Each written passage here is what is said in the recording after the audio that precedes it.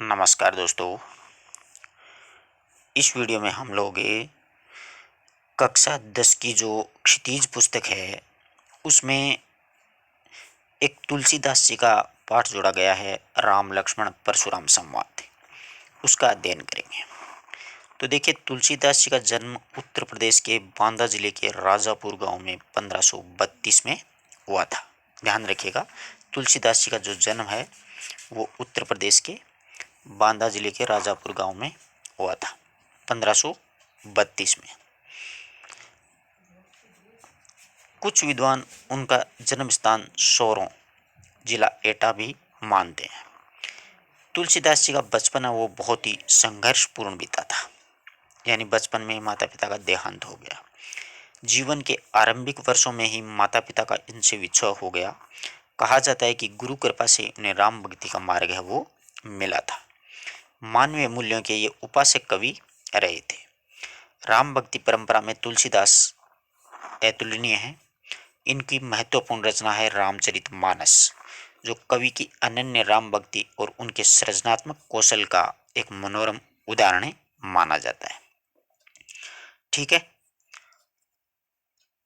उनके राम मानवीय मर्यादाओं और आदर्शों के प्रतीक रहे हैं, जिनके माध्यम से तुलसी ने नीति, स्नेह, शील, विनय, त्याग जैसे उदात्त आदर्शों को प्रतिष्ठित इन्होंने किया है। रामचरितमानस है वो उत्तर भारत की जनता के बीच में बहुत ही लोकप्रिय रचना रही है। इनके अलावा इन्होंने और भी रचनाएं लिखी हैं, जैसे कवितावली है, गीतावली है, दोहावली है, कृष्ण गीतावली है, विनय पत्रिका है। ये इनकी प्रसिद्ध रचनाएं हैं। अवधी और ब्रज भाषा दोनों में ही भाषाओं पे इनका समान अधिकार था, यानी कुछ रचनाएं इन्होंने अवधी में लिखी और कुछ ब्रज भाषा में लिखी थी। 1623 ईस्वी में इस महान इंसान का काशी में देह अवसान हो गया। 1532 में जन्म था, 1623 में इनका क्या हो गया था, देह अवसान हो गया। रामचरितमानस जो रचनाएं इनकी अवधी भाषा में लिखी गई है, विनय पत्रिका और कवितावली ब्रज भाषा में। कई बार प्रश्न यूं पूछ लिया जाता है कि निम्न में से तुलसीदास जी की कौन सी रचना ब्रज में है या कौन सी रचना अवधी में है। तो कक्षा 12 का जो वीडियो है ना, उसमें आप देखिएगा, आपको पूरा स्पष्ट कर रखा है।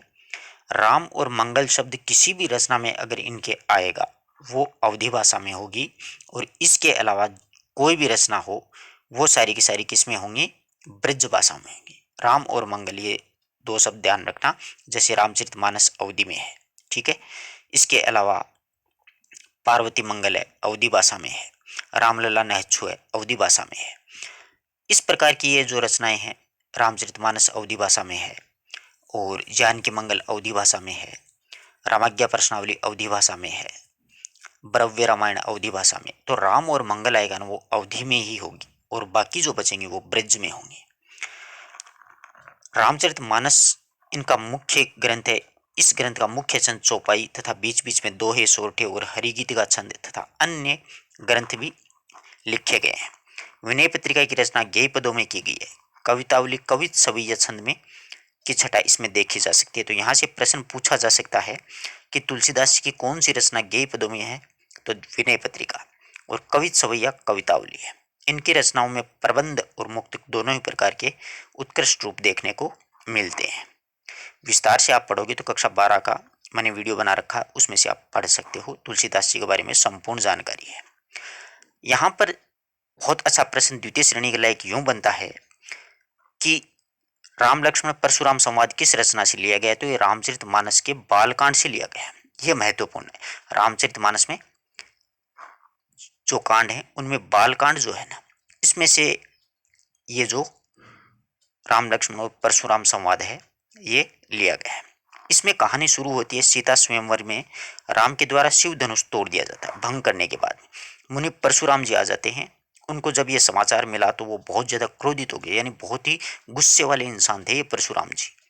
और उन्होंने शिव धनुष को खंडित देख करके वे अपने आपे से बाहर, यानी अपने संवेगों को वो कंट्रोल नहीं कर सके, अपने से आपे से बाहर हो गए। राम के विनय, यानी बिल्कुल विनम्रता से कहे गए शब्द और विश्वामित्र के द्वारा समझाने पर राम की शक्ति की परीक्षा लेते हैं, और अंत में उनका गुस्सा शांत होता है। उनको पता ही नहीं था कि ये छोटा सा बच्चा कितनी बड़ी महाशक्ति है।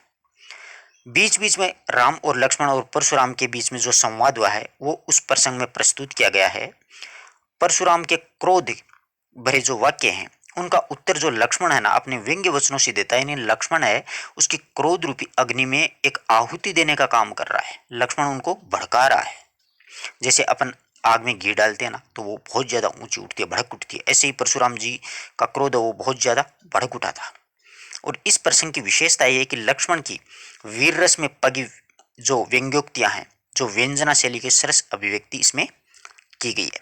बहुत ही शानदार चैप्टर है, अंत तक बने रहिएगा, एक एक पद्य को ध्यान से पढ़ेंगे। ये देखो परशुराम जी आगे, इधर राम और लक्ष्मण है, यहाँ पर शिव धनुष टूटा हुआ पड़ा है, स्वयंवर का समय था।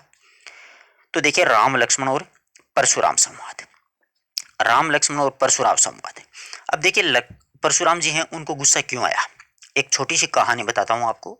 एक्चुअल में क्या हुआ था कि परशुराम जी है ना वो ऋषि जामदग्नि के पुत्र थे, ठीक है, ऋषि जमदग्नि के पुत्र थे। तो एक बार क्या हुआ कि एक राजा थे कार्तिक वीर्य, जो सहस्त्रबाहु शिकार खेलने के लिए गए थे। कार्तिक वीर्य सहस्त्रबाहु इनका नाम था। तो वो शिकार खेलते हुए क्या हुआ कि परशुराम जी के पिता थे जामदग्नि, उनके आश्रम में पहुंच गए। और जामदग्नि के पास में एक्चुअल में एक ही कामधेनु गाय थी। वो गाय ऐसी थी कि वो सारी मनोकामनाएं पूर्ण करती थी। जब कार्तिक वीर्य सहस्त्रबाहु उनको पता चला कि ऋषि के पास कामधेनु गाय है तो वो मांगने गए, तो ऋषि ने मना कर दिया जामदग्नि ने। और फिर जो सहस्त्रबाहु कार्तिक वीर्य थे उन्होंने अपहरण कर लिया उस गाय का। इससे क्या हुआ कि अपहरण करने के बाद में वो छीन के ले गया। इससे क्रोधित होकर के परशुराम जी कि मेरे पिताजी से गाय छीन ली, तो सहस्त्रबाहु का वध कर दिया। इससे इनके पिताजी जो थे परशुराम जी के जामदग्नि, उनको बहुत दुख हुआ और परशुराम को इसका प्रायश्चित करने के लिए कहा गया। उधर जो सहस्त्रबाहु थे उनके पुत्रों ने क्रोध में आकर के जामदग्नि का वध कर दिया कि मेरे पिताजी को इनके बेटे ने मारा तो अपन इनको मार देते हैं। तो फिर क्या हुआ कि परशुराम जी बहुत ज्यादा क्रोधित हो गए और पूरी पृथ्वी को क्या कि क्षत्रियों को से विहीन, यानी पूरे क्षत्रियों को मारूंगा ऐसा ठान लिया था, ऐसी प्रतिज्ञा कर ली थी। वो थे परशुराम जी जामदग्नि के पुत्र। तो यहाँ पर शुरू होता है राम लक्ष्मण और परशुराम संवाद है, बहुत ही शानदार है, आराम से समझिए। तो यहाँ पर ये जो राम लक्ष्मण परशुराम संवाद शुरू होता है वो सीता स्वयंवर की कहानी से शुरू होता है। क्या हुआ कि सीता स्वयंवर में राम के हाथों से धनुष टूट गया था, इसलिए परशुराम जी बहुत क्रोधित हो गए सभा में आकर के। और उन्होंने सभा से पूछा कि शिव धनुष को किसने तोड़ा। तो राम, भगवान श्री राम है, उन्होंने परशुराम जी को समझाया कि देखिए कि नाथ सिंबु धनु भंजनी हारा। यहाँ पर ये जो नाथ शब्द है वो परशुराम जी के लिए आया कि नाथ सिंबु धनु, सिंबु यानी शिव, धनु यानी धनुष, भंजनी हारा यानी तोड़ने वाला, कि हे नाथ शिव जी के धनुष को तोड़ने वाला कोई होई को एक दास है तुम्हारा, कि तुम्हारा कोई ना कोई एक दास है। इस शिव धनुष को तोड़ने वाला कोई और नहीं है, सिर्फ आपका शिष्य मात्र है, आपका दास है। तो राम का एक कहने का भाव है कि जिसने भी ये शिव धनुष तोड़ा है वह शिव धनुष आपका कोई दास ही है, जो परशुराम जी के बिल्कुल विरुद्ध नहीं है। और आगे राम कहते हैं कि आयेसु कहा कहिए किन मोही। आयेसु, आगे राम, भगवान श्री राम कहते हैं कि आप मुझे आज्ञा दीजिए, कि आयेसु यानी आदेश दीजिए, आज्ञा दीजिए, कहिए किन मोही, कि मुझे कुछ आदेश दीजिए, कहिए क्या बात हुई। यहाँ पर राम विनम्रता से कहते हैं सुनी ऋषा। ये बात जब राम कहते हैं कि मुझे आज्ञा दीजिए, क्या बात हुई, आप इतने गुस्सा क्यों हो रहे हैं, आपके किसी शिष्य ने, किसी दास ने, किसी नौकर चाकर ने तो तोड़ा है इस धनुष को। सुनी ऋषाई बोले मुनि को ही, ये सुनकर के ऋषाई यानी गुस्से से, बोले मुनि यानी विश्वा वो परशुराम जी हैं, वो क्रोधित होकर के रीस में गुस्से से बोले सेवक हो, यानी अगर मेरा सेवक है सो करे सेवकाई, अगर मेरा सेवक है तो मेरी सेवकाई करे, ऐसे उल्टे सुल्टे काम क्यों कर रहा हो। सेवक अगर होता तो मेरी सेवा करे, ये कार्य होता है सेवक का। अरे किन करी करिए लड़ाई, यानी ये अनुचित कार्य करके उन्होंने ये एक लड़ाई का कार्य है वो कर रहा है। अगर मेरा सेवक होता तो वो मेरी सेवा करता, इस शिव धनुष को तोड़ करके शत्रुता का काम किया है तो लड़ाई करेगा तो मुझसे। सुनहु राम जे ही शिव धनुष तोड़ा। आगे परशुराम जी कहते हैं कि सुनहु, कि सुनिए राम, जे ही जिसने भी शिव धनु तोड़ा, जिसने भी शिव धनुष को तोड़ा है, शस्त्र बाहु समर रिपु है मेरा, शस्त्र बाहु जिसको मारा था ना, परशुराम जी ने, आपको मैंने पीछे कहानी बताई है। तो शस्त्र बाहु के समान मेरा क्या है, वो रिपु यानी दुश्मन है, मैं उसको बख्शूंगा नहीं। बहुत ज्यादा क्रोधित हो गए हैं परशुराम जी। सो बिलगाए बिहाई समाजा, उसको अगर आप, आगे परशुराम जी कहते हैं कि वह इस सभा से अलग होकर के सामने आ जाए। सो बिलगाए विहाय समाजा, यानी ये जो सभा है इससे वो अलग हो जाए। नहीं तो मैं क्या है कि न तो मारे जाएंगे सब राजा, नहीं तो मैं सभी राजाओं को मार दूंगा। मेरी ये प्रतिज्ञा भी है कि मैं पूरे क्षत्रिय कुल को नष्ट करने वाला हूं। तो आप लोग इस सभा से उसको अलग कर दो, समाज से अलग कर दो, जिसने शिव धनुष तोड़ा है। सुनी मुनि वचन लखन मुस्काने, सुनी मुनि वचन, यहाँ पर मुनि वचन किसके लिए आया है, परशुराम जी के लिए, कि परशुराम जी के वचन सुन करके लक्ष्मण मुस्कुराते हैं।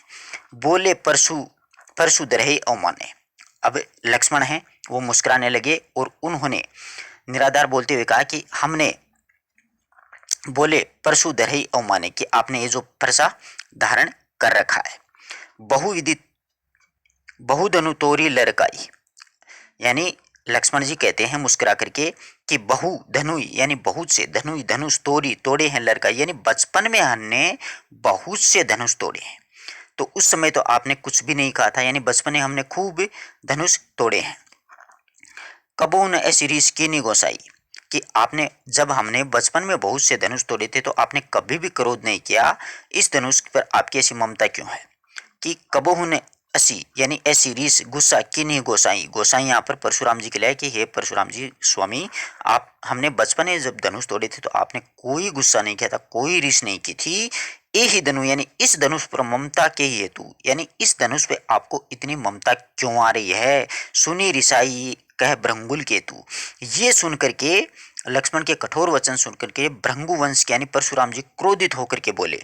सुनी रिसाई, ये सुना, जब परशुराम जी ने यह सुना कि लक्ष्मण बोलते हैं कि बचपन में हमने बहुत से धनुष तोड़े हैं, आपने कभी ऐसा गुस्सा नहीं किया, इस धनुष में ममता क्यों है। ये जब सुना तो रीस यानी गुस्से में आकर के परशुराम जी बोलते हैं, रे नृबालक, कि हे राजकुमार, अरे नृबालक हे राजकुमार, काल बस बोलत ताही न समार, कि हे राजकुमार, काल के वश में होकर के तुम अपने आप को संभालता नहीं, यानी क्यों बोल रहा है ऐसा, यानी मैं एक मारूंगा तुम्हें तो तुम मौत के मुंह में चला जाएगा। कि काल के वश में होकर मुझसे संभाल कर बोला नहीं जा रहा है, क्यों नहीं बोल रहा तुम। धनु सम त्रिरूपारी धनु, यानी ये कोई धनुष है वो साधारण धनुष नहीं है। धनु सम यानी ये धनुष साधारण धनुष नहीं, त्रिरूपारी यानी तीन, त्रिपुरारी, त्रिपुरारी यानी तीन जो पुर हैं उनका, शिव का ये धनुष है। ये कोई साधारण धनुष नहीं है, ये तीन पुरों के स्वामी का धनुष है। विदित सकल संसार, ये बात संपूर्ण संसार जानता है कि ये कोई साधारण धनुष नहीं है, ये है त्रिपुरारी यानी तीन लोकों के स्वामी भगवान शिव का धनुष है। इसलिए मुझे इस पे क्या आ रहा है, गुस्सा आ रहा है। अब लक्ष्मण जी हैं वो और भड़काएंगे। लखन कहा असी हमने जाना, आगे लक्ष्मण जो हैं वार्तालाप बढ़ता रहा परशुराम जी से, और लक्ष्मण हंसे और बोले हमने तो यही जाना। लखन कहा असी हमने जाना, लक्ष्मण आगे हंस करके बोलते हैं कि हमने तो यही जाना है कि सुनहु देव सब धनुषना धनुष समाना, कि हे देव सुनिए, हमने तो यह जाना है कि सभी जो धनुष होते हैं वो एक समान ही तो होते हैं, इसमें क्या नया क्या पुराना, तोड़ने से क्या क्षति हो सकती है, हमने सभी को एक ही मान लिया। का क्षति लाभ जनु धनु तोड़े, का क्षति हो सकती है, क्या लाभ हो सकता है। जनु यानी पुराने, धनु यानी धनुष को तोड़े, यानी पुराने धनुष को तोड़ने से क्या हानि और क्या लाभ हो सकता है, इसमें क्या नुकसान हो गया आपका। देखा राम नयन के भोरे, राम ने देखा कि ये कोई नया धनुष है और इसके चक्कर में ये पुराना धनुष निकला और ये टूट गया। यहाँ पर नयन किसके लिए है, नए धनुष के लिए है, कि राम ने इसे नए धनुष के रूप में देखा। और छुअत टूट रघुपति ने दोषु, इसको राम ने सिर्फ छुआ था और छूते हुए ये टूट गया। रघुपति यानी राम ने न दोषु, यानी राम को इसका कोई दोष नहीं लगना चाहिए, राम का इसमें कोई दोष नहीं है, राम ने तो सिर्फ छुआ था और ये छूते हुए टूट गया। तो यहाँ पर ये जो रघुपति जो शब्द है ना वो राम के लिए है। ऐसे शब्द अक्सर परीक्षाओं में पूछे जाते हैं। मुनि बिनु काज करई कत रिसु, हे मुनि आपने बिना ही कार्य के इतना गुस्सा किया, यानी बिना ही कारण के आप क्यों क्रोधित हो रहे हैं, इसमें कोई राम की गलती नहीं है, कोई दोष नहीं है, उन्होंने तो छुआ था नए के भरोसे और वो टूट गया। बोले चिते परशु अरि ओरा, अब क्या हुआ कि लक्ष्मण के कठोर वचन सुनकर के परशुराम जी परसे की ओर देखा और बोले, बोले चिते परशु और देखा। यानी कठोर वचन तो लग रहे थे परशुराम जी को, वो सुने लक्ष्मण के और अपने फरसे की ओर देखा। एक हथियार था रेसठ, रेसठ यानी रे मूर्ख। यहाँ पर ये रेसठ जो शब्द है वो लक्ष्मण के लिए है कि रेसठ ये मूर्ख बोलते हैं। सुने ही स्वभाव न मोरा, कि हे मूर्ख, अरे मूर्ख बालक, तूने मेरा स्वभाव नहीं सुना। सुने ही स्वभाव न मोरा, तूने मेरा स्वभाव नहीं सुना है। बालक बोली बोधि नहीं तो ही, कि तूने मेरा स्वभाव नहीं सुना है, तुझे बालक समझ करके मैं मार नहीं रहा हूँ। बालक बोली यानी बालक को बोली बधो नहीं तोरी, मैंने तुझे बालक समझ करके मैंने तुझे मार नहीं रहा हूँ। केवल मुनि जड़ जाने ही मोई, तू मुझे केवल एक सामान्य मुनिजन समझ रहा है। मैं कोई एक सामान्य ऋषि मुनि नहीं हूँ, बल्कि मैं बहुत ही खतरनाक प्रवृत्ति का आदमी हूँ। बाल ब्रह्मचारी अति क्रोही, मैं क्या है कि एकमात्र मुनि नहीं हूँ, मुझे मुनि मत समझो। मैं एक बचपन से क्या हूँ, बाल ब्रह्मचारी हूँ और स्वभाव से अत्यधिक क्रोधित हूँ। बाल ब्रह्मचारी अति कोही, कोही यानी क्रोधित, मैं बाल ब्रह्मचारी रहा हूँ, अत्यधिक क्रोधित स्वभाव वाला इंसान हूँ। विश्व विदित क्षत्रिय कुलद्रोही, और ये विश्व विदित ये सारा संसार जानता है। विश्व विदित यानी ये संपूर्ण संसार जानता है कि क्षत्रिय कुलद्रोही, मैं क्षत्रियों का नाश करने वाला इंसान हूं। मैं कोई नॉर्मल आदमी नहीं हूं, तो मुझे एक मुनि मत समझ। भुजबल यानी मैंने भुजाओं के बल पर, भूमि है उसको भूप भी नहीं किना, यानी राजाओं के विहीन मैंने कर दिया। यानी मेरी भुजाओं के बल पर मैंने इस धरती को राजाओं से विहीन कर दिया है, राजाओं रहित कर दिया है। विपुल बार, विपुल यानी अनेक बार। महिदेव विधि ने, महिदेव यानी ब्राह्मणों को दी है मैंने, राजाओं को मार मार करके इस संपूर्ण धरती अनेक बार ब्राह्मणों को दान कर दी है। शस्त्र बाहु यानी शस्त्र बाहु छेदनिहारा, यानी अनेक भुजाओं को काटने वाला मेरा ये जो फरसा है। शस्त्र बाहु अनेक भुजाओं को काटने वाला है मेरा जो फरसा है। परशु बिलोकु महिप कुमार, मेरे इस फरसे को देखो हे राजकुमार, ये हजारों भुजाओं को एक साथ काट देता है। और इस फरसे की विशेषता बताते हैं आगे परशुराम में कि मातु पितु जन सोच बस करे ही महिष किशोर। आगे कहते हैं कि आप अपने माता पिता को क्यों दुखी करना चाहते हो, कि मातु पितु जनी सोच बस, कि आप अपने माता पिता के बारे में सोचिए, उसे दुखी मत कीजिए। करे ही महिष किशोर, कि हे राजकुमार, आपके माता पिता आपके नहीं होंगे तो वो दुख में डूब जाएंगे, दुखी हो जाएंगे। गर्भक के एर्बक दलन परसु मोर अति घोर, यानी मेरा ये जो परसा है इसके डर से गर्भ के बच्चे तक गिर जाया करते हैं, इतना खतरनाक परसा है मेरा। परसा है वो घोर विनाशकारी परसा है। गर्भक ही अर्भक दलन, यानी गर्भ में ही मेरे परसे के डर से स्त्रियों के गर्भ में ही बच्चे गिर जाया करते हैं। मेरा परसा मोर अति घोर, अत्यधिक क्या है, विनाशकारी है, इसको समझो तुम। आगे लक्ष्मण कहते हैं कि बिहसी लखुन बोले मर्दुबाने। आगे लक्ष्मण है परशुराम जी की बातें सुनते हुए हंसे, बिहसे यानी हंसे, लखुन बोले मृदुवाणी। लक्ष्मण मीठी वाणी बोलते हैं, यानी नॉर्मल स्वभाव में मृदुवाणी में कहते हैं। अहो मुनिषि महाभट माने, कि ओहो हो महामुनि, आपको तो महान योद्धा मानना ही पड़ेगा। अहो मुनिषि, यहाँ पर मुनिषि परशुराम के लिए आया है। महाभट माने यानी आपको तो, हे मुनि, आपको तो महान योद्धा मानना ही पड़ेगा। पुनि पुनि यानी बार बार मुझे दिखाऊ खुटारा, क्योंकि आप बार बार मुझे क्या है कि अपना फरसा जो दिखा रहे हैं ना, चाहते उड़ाऊं फूंकूं पहाड़ू, आप चाहते हो कि एक फूंक में मैं क्या करूं, पहाड़ को उड़ा दूं।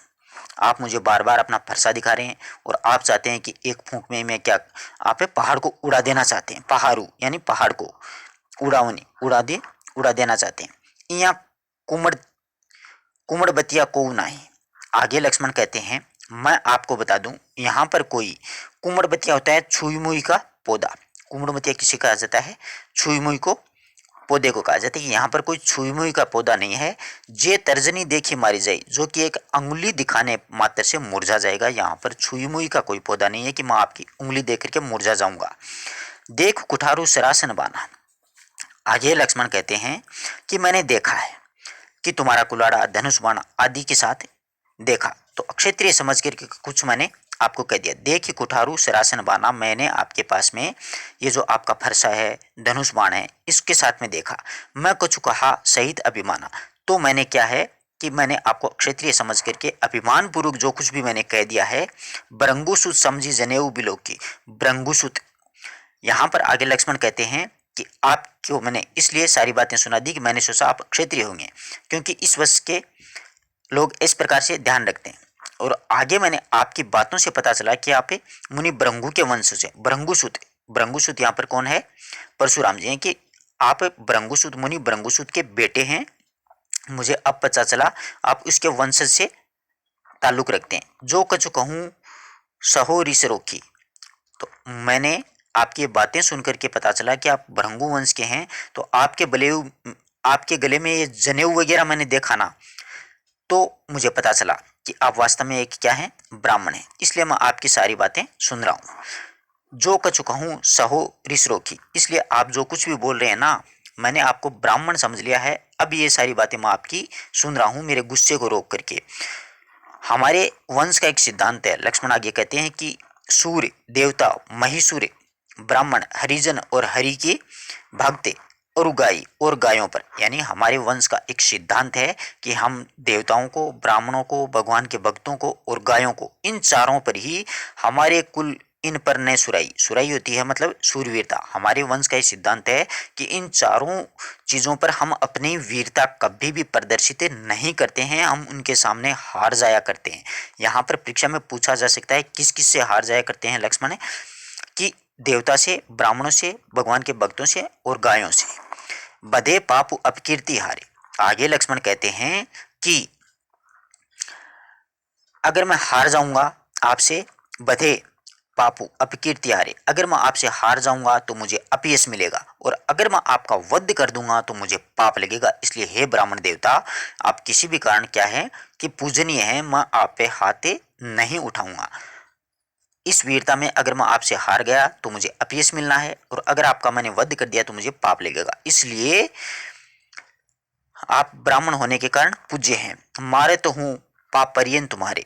अब आगे कहते हैं कि यदि आप मुझे मारेंगे तो मैं आपके चरणों में ही पड़ा रहूंगा, पढ़ना चाहूंगा कि मैं आपके साथ लड़ाई करना नहीं उचित समझता। कोटि कुलिस वचन तुम्हारा, आगे लक्ष्मण कहते हैं कि आपकी वाणी करोड़ों वज्र के समान है। कोटि कुलिस यानी करोड़ों वज्र के समान तुम्हारी वाणी है। फिर आप व्यर्थ दनाऊ, व्यर्थ दनाहु धनुबान कुठारा, और आपने व्यर्थ में यह फरसा धारण कर रखा। आपकी तो वाणी ही करोड़ों वज्र के समान है, यानी आप इतने गुस्से से बोलते हैं, उससे डर लगता है। तो यह फरसा वर्षा दिखाने की कोई आवश्यकता नहीं है, इसको धारण मत करो। जो बिलो की अनुचित कहू छम्मो महामुनि धीर, आगे लक्ष्मण कहते हैं कि मैंने जो कुछ भी, हे महामुनि, हमने जो कुछ भी उचित या अनुचित कहा है, जो बिलो की अनुचित कहे छम्मो महामुनि धीर, कि हे महामुनि, मैंने जो कुछ भी उचित या अनुचित कहा है आप मुझे क्षमा कीजिए। सुने ही शहरों से भृंगुसुत बोले गिरा गंभीर, ये जब सुना महामुनि ने तो क्या हुआ कि लक्ष्मण के ये वचन सुनकर के परशुराम जी हैं इतने क्रोधित होकर के गंभीर वाणी से बोले, जैसे ऐसे लगा कि बहुत ही गंभीर चीजें है वो धरती पर गिरी है। इतने कठोर वचन से, इतने गुस्से से परशुराम जी हैं वो, भृंगुसुत हैं वो, बोलते हैं। आगे भृंगुसुत क्या कहते हैं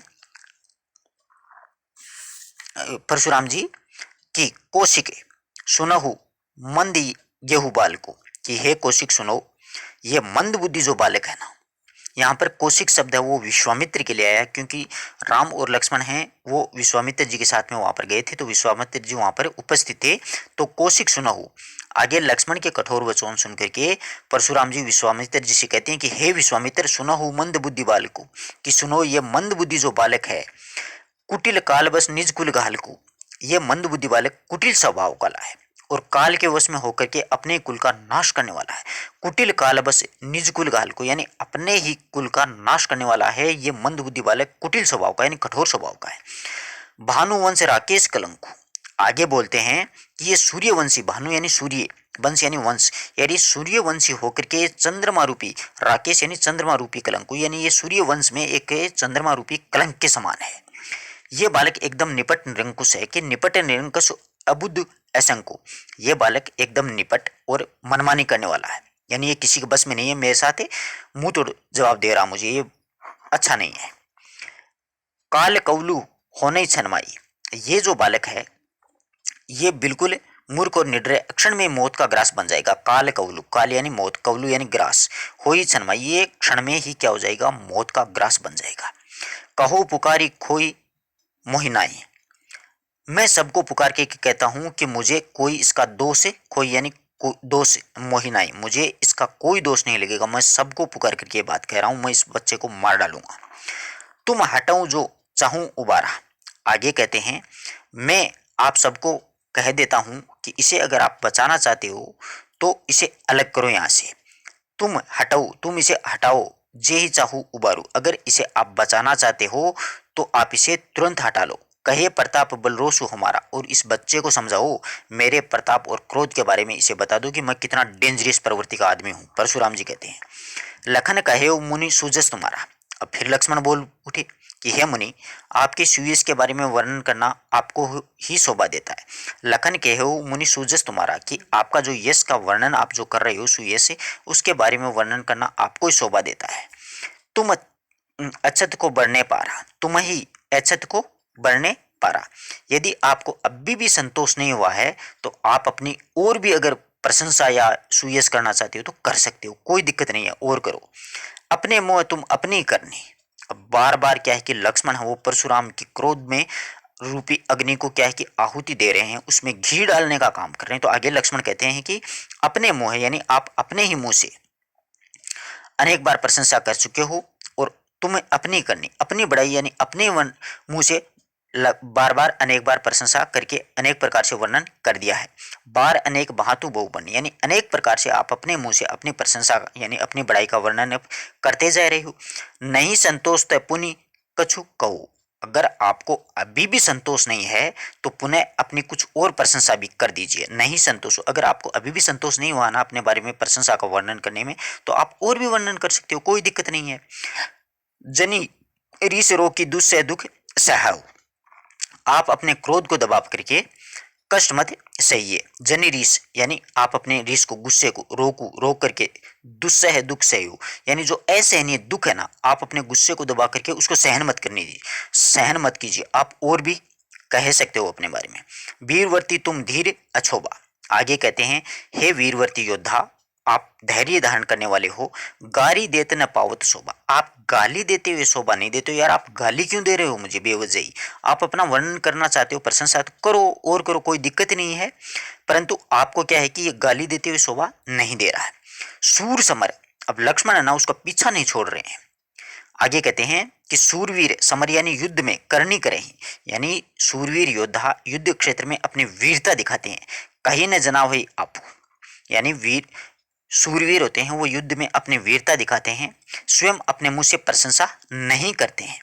विद्यमान रन पाई रिपु कायर कथई प्रतापु, और कायर लोग जो होते हैं ना वो क्या करते हैं, युद्ध में अपने दुश्मन को देख करके अपनी बड़ाई अपनी प्रशंसा स्वयं ही कहने लग जाते हैं, यानी अपनी झूठी डींगे हैं वो हाँकने लग जाते हैं। तो ये जो वचन है वो लक्ष्मण परशुराम को सुनाते हैं कि सूर समर यानी सूरवीर योद्धा होते हैं वो युद्ध में अपनी वीरता दिखाते हैं, कहीं नहीं जाना आपा आप, और अपने स्वयं के मुंह से अपनी बड़ाई खुद नहीं करते हैं, प्रशंसा खुद नहीं करते हैं। जबकि कायर लोग होते हैं ना, विद्यमान रन रिपु कायर कथई प्रतापु, कायर लोग होते हैं वो युद्ध में अपने ही शत्रु को देख करके अपनी प्रशंसा स्वयं करने लग जाते हैं, यानी अपनी डींगे खुद ही आंकते हैं।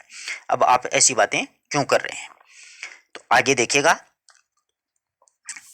आगे लक्ष्मण कहते हैं तुम्हें तो सॉरी वो परशुराम जी कहते हैं कि तुम्हें तो काल हाकू जनु लावा। अब लक्ष्मण छोटा सा बच्चा है, परशुराम महान योद्धा है, फिर भी ये छोटा सा बच्चा उनको परेशान किया जा रहा है, तो गुस्सा तो आ रहा है बेचारे को। अब लक्ष्मण परशुराम जी से आगे कहते हुए परशुराम जी कहते हैं कि तुम तो कालो हाँक जो न लावा, कि आपने तो जैसे मृत्यु को हाँक करके लाए हो। लक्ष्मण कह रहे हैं कि आपने तो ऐसे बोल रहे हो कि जैसे मृत्यु को आप हाँक करके लाए हो।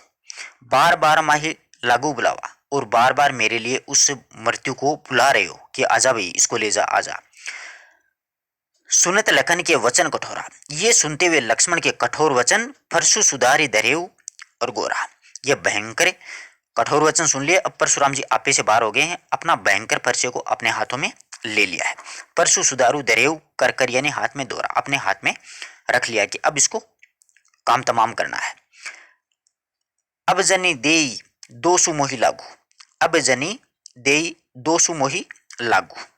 अब परशुराम जी कहते हैं परसा हाथ में लेकर के कि अब कोई मुझे दोष मत देना। अब जनी देई दोष मोहि लागू, अब मुझे आप लोग दोष मत देना भैया। कटुबुद्धि बालक बदजोगु, ये जो कुबुद्धि जो बालक है ना, कटुवाणी बोलने वाला, ये वध करने के योग्य है। कटुवादी बालक बदजोगु, ये कटुबुद्ध कटुवादी जो बालक है, कटु वचन बोल रहा है मुझे, ये वध करने के लायक है, अब इसको मैं मार के छोड़ूंगा। बोली बिलोक बहुत में बांचा। आगे कहते हैं कि मैंने इसको बालक समझ करके बहुत बार बचाया। बाल बिलोकी यानी बच्चा समझ करके, बिलोकी देख करके बहुत बार बांचा, बहुत बार मैंने इसको छोड़ा है। यानी ये बच्चा है, चलो बोलता है तो बोलने दे, परंतु ये तो समझ से बाहर हो रहा है। अब ये हूं मरनिहारी सांचा, अब ये जो बालक है ना, ये सच में मरने योग्य है, अब इसको नहीं बख्शूंगा चाहे कुछ ही हो जाए। बहुत गुस्सा आ गया परशुराम जी को। कौशिक कहा क्षम्य अपराधु। कौशिक विश्वामित्र जी हैं, परशुराम जी के क्रोध को देख करके बोलते हैं विश्वामित्र जी। कौशिक यहाँ पर विश्वामित्र जी के लिए आया, ध्यान रखना परीक्षा में ऐसे प्रश्न पूछ ले जाते हैं कि कौशिक कहा क्षम्य अपराधु। अब परशुराम जी का गुस्सा देख करके विश्वामित्र जी ने कहा आप मुनि हैं और आप इसको बालक समझ करके इसके अपराध को क्या कर दीजिए, माफ कर दीजिए। बाल दोष गुण नहीं न साधु, कि आप इस बालक के अपराध को क्षमा कर दीजिए। बालकों के दोष को सज्जन लोग देखा नहीं करते हैं कि बाल दोष गुण नहीं न साधु, यानी सज्जन लोग जो होते हैं ना, वो बालकों के दोष को नहीं समझते हैं। बालक जो कुछ भी कहते हैं भगवान का रूप होते हैं, कह देते हैं आप गुस्सा क्यों नहीं रहे हो, आप तो महान योद्धा हैं। कर कठोर मैं अरुकनि को ही। तब परशुराम जी ने उत्तर देते हुए कहा कि मेरे हाथ में धारदार फरसा है। खर कुठारू मैं अरकनु को ही, कि मेरे हाथ में जो धारदार फरसा है और मैं बहुत ही निर्दयी और अत्यंत क्रोधी इंसान हूं। आगे अपराध गुरुद्रोही, और मेरे गुरु का अपमान करने वाला मेरे सामने ही खड़ा है और ये उत्तर दे छोड़े बिनु मारे, और ये बार बार मुझे उत्तर पे उत्तर दे रहा है, यानी मेरे साथ बहस कर रहा। अब इसको मैं मारे बगैर नहीं छोड़ूंगा। केवल कौशिक शील तुम्हारे, हे कौशिक हे विश्वामित्र, मैं शील स्वभाव के कारण इसको छोड़ रहा हूं, यानी आपका जो शील स्वभाव है ना, मैं इसके कारण छोड़ रहा हूं, वरना तो मैं इसको बख्शता नहीं। न तो यही काटे कुठारू कठोरे, नहीं तो मैं इसे कठोर कुल्हाड़ी से काट करके थोड़े ही समय में क्या हो जाता कि न तो ये ही काटे कुठारा, यानी मैंने कठोर मेरे कुलाड़े फरसे से काट करके थोड़े ही श्रम में गुरु उऋण होते श्रम थोड़े, यानी गुरु ऋण से मैं क्या हो जाता, उऋण हो जाता, यानी मेरे ऊपर जो गुरु का ऋण है, इसको बच्चे को लक्ष्मण को मार करके मैं उससे उऋण हो जाता, अर्थात गुरु का अपमान करने वाले को मैं पल भर में मार डालता हूं, मैं बख्शता नहीं हूं। देखो अब गाधीसून, परशुराम जी, ये गाधीसून शब्द है वो भी विश्वामित्र जी के लिए आया। तो देखिए परशुराम जी की बातें सुन करके गाधीसून कहे हृदय हंसी मुनिय हरिये हरिये सूझ। विश्वामित्र जी हैं वो परशुराम जी की बातें सुन करके मुनिय मन ही मन में हंस रहे हैं। यहाँ पर गाधीसून शब्द है वो विश्वामित्र जी के लिए आया है, मुनिय शब्द परशुराम जी के लिए आया कि विश्वामित्र जी के मन ही मन में हंसते हैं कि परशुराम जी केवल परशुराम जी को हृदय में हरा ही हरा दिखाई दे रहा है, यानी इनको चारों तरफ हरा ही दिखाई दे रहा है कि मैं ही खतरनाक पराक्रमी योद्धा हूं और कोई नहीं है। जबकि विश्वामित्र जी मन ही मन बता रहे हैं कि परशुराम जी को पता नहीं कि अयमय खांड न उखमुख अजऊ न बूझ अबूझ, कि ये जो परशुराम जी के सामने बालक खड़ा ना, वो कोई साधारण बच्चा नहीं है। ये बालक गन्ने की बनी हुई खांड नहीं है, अयमय खांड, ये अयमय खांड ने उखमुख अजऊ न बूझ अबूझ, यानी ये जो बालक है वो गन्ने से बनी हुई खांड यानी शक्कर नहीं है, ये है लोहे से बना हुआ खांडा है, यानी ये तलवार के समान खड़ा है। ये लक्ष्मण है, कोई लोकल पर्सन नहीं है, साधारण बच्चा नहीं है। अज्ञानता के कारण परशुराम जी को इसकी समझ नहीं हो रही, यानी परशुराम जी को पता ही नहीं है कि बच्चा सामने खड़ा, वो जवाब दे रहा वो कौन है। वो तो सोच रहे हैं कि 1 मिनट में इसको मार दूंगा, जबकि ये तो साक्षात भगवान खड़ा है इसके सामने, ये खुद परशुराम जी को खत्म कर देगा। तो अयमय खांडन उखमक अजौन ऊज अजौन बूझ अबूझ, यानी ये बालक जो सामने खड़ा है ये गन्ने की बनी हुई खांड नहीं है, बल्कि ये तो लोहे का बना हुआ खांडा तलवार के समान है। इसकी सूझबूझ नहीं है, परशुराम जी को समझ नहीं है और ये फालतू में गुस्सा हो रहे हैं। आगे देखिएगा, कहे लखन मुनिशील तुम्हारा। अब लक्ष्मण पीछा नहीं छोड़ता, ये लक्ष्मण कम नहीं है, पूरे मजे लेगा परशुराम जी का कि कहे लखन मुनिशील तुम्हारा। लक्ष्मण ने परशुराम जी से कहा कि आप शील स्वभाव वाले हैं, को नहीं जानत विदित संसार, कि आपके शील व्यवहार के बारे में कौन नहीं जानता है, सारा संसार आपके शील व्यवहार से परिचित है। माता पिता उऋण बहने के, कि आपने अपने माता पिता के ऋण से तो आप अच्छी तरह से उऋण हो गए, क्योंकि आपने शस्त्र बाहु को मार दिया है ना। जिसने जामाग्नि का वध किया था उसको शस्त्र बाहु को तो आपने मार दिया है। गुरु ऋण रहा सोच बसु बड़ जी के, कि गुरु ऋण रहा सोच बड़ जी के, कि आपने माता पिता के ऋण से तो आप बहुत अच्छी तरह से उऋण हो गए, केवल अब गुरु ऋण है वही आप में क्या है, शेष बचा है। सो जनु हमारे माथे काटा, कि आप गुरु ऋण से शेष बचे हो, आपने सोचा कि गुरु ऋण अगर बढ़ जाएगा उसकी चिंता आपके सामने खड़ी है, और सो जनु मोहे माथा काटे, और वो जो ऋण है वो आप मेरे माथे मर रहे हो, इसमें बहुत दिन हो गए हैं, इसलिए इस ऋण का ब्याज भी बढ़ जाएगा, दिन चली जाए ब्याज बढ़ जाएगा, यानी उस वो ऋण का काफी समय हो जाएगा तो ब्याज भी बढ़ जाएगा, इसलिए आपको अब आयन भैया बोली। आगे लक्ष्मण कहते हैं इसलिए इस ऋण का ब्याज काफी बढ़ जाएगा, तो आप हिसाब लगाने के लिए लगाने वाले को बुला लीजिए, हिसाब कर लीजिए। आइए आइए भैया बोली, यानी आप हिसाब जो लगाते हैं उसको बुला लीजिए और अपन बैठ के हिसाब करते हैं। तुरंत देव मैं थैली खोली, और मैं तुरंत ही मेरी थैली खोल करके सारा ऋण है वो आपको चुका दूंगा, आप मेरे माथे पर गुरु का ऋण मत मंडिए। सुनी कटु वचन कुठार सुधारा, ये कठोर वचन सुन करके लक्ष्मण के अपना फरसा फिर सुधारने लगे, अर्थात युद्ध के लिए तैयार हो गए परशुराम जी। हाय हाय सब सभा ने पुकारा, अब सारी सभा वो हाय हाय करने लगी, हाहाकार मच गया कि परशुराम जी इतना खतरनाक आदमी है, बच्चे को मार डालेगा कहीं। भृंगुवर परशु देखी मोई, अब तब लक्ष्मण ने कहा, हे क्षत्रियो के शत्रु परशुराम जी, विप्र बिचारी बचो नृपदोही, कि आप मुझे फरसा दिखा रहे हो, कि भृंगुवर परशु देखी मोही, कि कहते हैं कि आप मुझे फरसा जो दिखा रहे हैं, मैं आपको ब्राह्मण समझ करके, विप्र बिचारी यानी ब्राह्मण समझ करके, बचो नृपदोही, ब्राह्मण समझ करके मैं आपसे युद्ध नहीं कर रहा हूं कि आप एक ब्राह्मण हैं। मैंने आपको बोल दिया है कि देवताओं पे, ब्राह्मणों पे, भगवान के भक्तों पे, गायों पे, इन पे हम वीरता नहीं दिखाते हैं, उनसे हम माफी मांग लेते हैं, हम लड़ाई नहीं करते हैं उनसे, बल्कि आप तो लड़ाई करने के लिए तैयार हो। मिले न कभू सुबट रणगाड़े, मैं आपको बता देता हूं कि आपको कभी भी अच्छे योद्धा से आपका कभी पाला नहीं पड़ा युद्ध में, रणगाड़े यानी युद्ध में। मिले न कबू, आपको कभी नहीं मिले सुभट रण यानी अच्छे योद्धा, युद्ध में गाड़े, युद्ध के समय आपको अच्छे योद्धाओं से पाला नहीं पड़ा है। दिवस देवता घर ही के बाड़े, हे ब्राह्मण देवता, आप लोग जो है ना वो घर में ही बड़े हुए हैं, यानी घर में ही आप गुस्सा वगैरह कर रहे हो, आपको युद्ध में कोई अच्छे योद्धाओं से पाला नहीं पड़ा, आप घर में ही वीर हो गए। अनुचित कहे सब लोग पुकारी, अनुचित है ऐसा कर करके सारी सभा है, सारे राजा वहां पर पुकारने लगे। रघुपति, रघुपति यहाँ पर राम के लिए आया है, रघुपति राम है, सैन्य लखुन निवारे, सैन्य यानी आंखों से इशारा कर दिया है लक्ष्मण के लिए, लखुन निवारे, लक्ष्मण को आंखों से इशारा कर दिया कि यार तू चुप हो जा, समझने की कोशिश करिए, तो पागल बावड़ा आदमी खड़ा है तेरे सामने, परंतु तू तो इसको बख्श, कोई बात नहीं, इसको करने दे, तो इशारे से लक्ष्मण को रोक देते हैं। लखन उत्तर आहुति सरसी, अब लक्ष्मण के उत्तर है ना वो परशुराम के बढ़ती हुई क्रोध अग्नि में आहुति के समान लग रहे हैं। भृंगु कोप कृषाणु, भृंगु कोप यानी परशुराम जी के क्रोध को बढ़ाने का काम कर रहे हैं लक्ष्मण के वचन, यानी अग्नि में घी डालने का काम कर रहे हैं। बढ़ते देखी यानी ये गुस्सा, ये झगड़ा बढ़ता हुआ देख करके जल के समान वचन बोले रघुकुल, जल के समान वचन बोल करके भगवान श्री राम ने कोमल वचन बोले और इस पूरे वातावरण को शांत कर दिया, क्रोध को, परशुराम जी के क्रोध को वो शांत कर दिया। आशा करता हूं कि राम लक्ष्मण और परशुराम संवाद आपको बहुत अच्छी तरीके से समझ में आया होगा। कहाँ से कैसे प्रश्न आते हैं वो भी मैंने आपको बतलाए हैं। ये राम लक्ष्मण परशुराम संवाद रामचरितमानस के बालकांड से लिया गया है, अवधी भाषा में लिखा गया है, चौपाई और दोहा छंद है। ये देखिए ये चौपाई चल रही है, ये यहाँ पर आता है नीचे, ये दोहा छंद है, ठीक है। और इसमें आपको बता दूं कि सीता संयमवर में राम के स्पर्श मात्र से क्या होकर शिव धनुष वो टूट जाता है। परशुराम जी अपने गुरु शिव का ये धनुष टूट जाने पर बहुत ज्यादा क्रोधित भी हुए और सभा से पूछते हैं तो शिव धनुष किसने तोड़ा, तो लक्ष्मण की जो तीखे व्यंग्य वचन थे ना उससे क्रोधित परशुराम जी राम व विश्वामित्र के शील और व्यवहार से अंत में शांत होते हैं, वरना तो भयंकर वाली यहाँ पर लड़ाई हो सकती थी। एक एक पद्य का आराम से अपन ने पढ़ा है। किसी को कोई अगर डाउट हो कि यहाँ पर इसका अर्थ कैसे क्या होगा, कौन सा शब्द किसके लिए आया, वो भी सारी बातें मैंने आपको बतलाई हैं। परीक्षा में इस प्रकार के प्रश्न भी पूछे जाते हैं, वो भी अपन ने चर्चा की है। धन्यवाद दोस्तों।